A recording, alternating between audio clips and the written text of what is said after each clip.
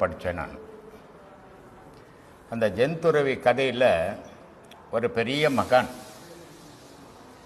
அவர் ஞான திருஷ்டியில் பார்க்குறார், நான் அடுத்த பிறவி என்ன ஆக போகிறேன் அப்படின்ட்டு. அப்போது அந்த ஞான திருஷ்டியில் அவருக்கு என்ன தெரியுதுன்னா, ஒரு பன்னியாக பிறக்கிறார் அவர்.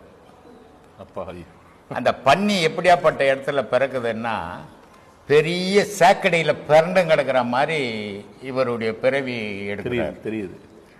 அப்போ இவருடைய சீடனை ஒருத்தனை கூப்பிடுறாரு, அப்பா நான் ரொம்ப மனம் நொந்து போயிருக்கிறேன், இவ்வளோ நாள் இவ்வளோ பெரிய ஞானியாக நான் இருந்தேன், ஆனால் என்னுடைய அடுத்த பிறவி எப்படி இருக்குன்னு சொல்லிட்டு பார்த்தா, நான் ஒரு பன்னியாக பிறந்து சேத்துலேயும் சகதியிலையும் நான் லோட் பாட வேண்டியதாக இருக்குது.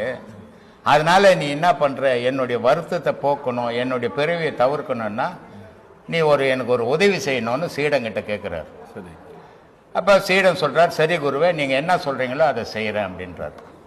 அப்போது குரு சொல்கிறார், நான் இது மாதிரி பிறந்து வளர்ந்த உடனே நீ என்ன பண்ணுற, ஒரு கத்தி எடுத்துன்னு வந்து குத்தி என்னை கொன்னுடு, அப்போ எனக்கு அந்த பிறவி போயிடும், அது இந்த டேட்டில் வா அப்படின்னு சொல்லிட்டார் குரு.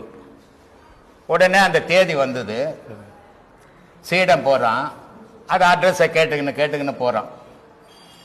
போகும்போது அள்ளிக்குளம்னு ஒரு இடம். சரி. அந்த அள்ளிக்குளத்து சகதியில் பன்னி பரண்டும் கிடக்குது. சரி. இவன் சீடன் கண்டுபிடிச்சிட்டான், இவர் தான் நம்ம குருவு, இவரை கொன்னுடணும் அப்படின்னு சொல்லிட்டு இவன் கத்தி ஏற்றுக்கின்னு போகிறான். சரி.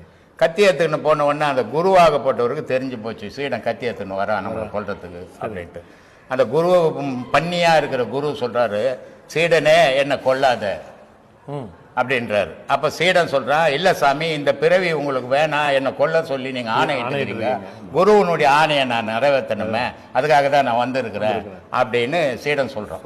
அது குரு சொல்கிறாரு, இல்லை, இந்த வாழ்க்கை எனக்கு ரொம்ப பிடிச்சிருக்குது, நான் நல்லா வாழ்ந்துன்னுக்கிறேன், சுபிட்சமா இருக்கு, அதனால நீ என்ன கொல்ல வேண்டியதில்லை, நீ போயிடுன்றாரு. இன்னைக்கு மனிதனுடைய எண்ணம் வாழ்க்கை அப்படிதான் போய்கின்னு இருக்குது.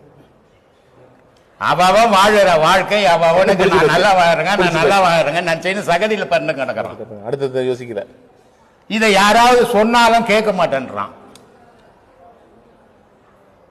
இதான் மனித வாழ்வு.